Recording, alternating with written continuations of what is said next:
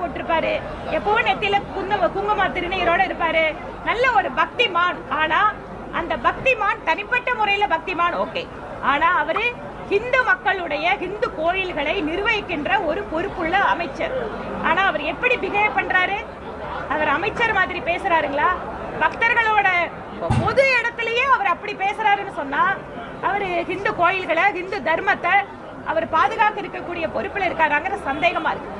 அவர் எல்லா கோயிலுக்கும் நல்லபடியா போயிட்டு வரட்டுங்க.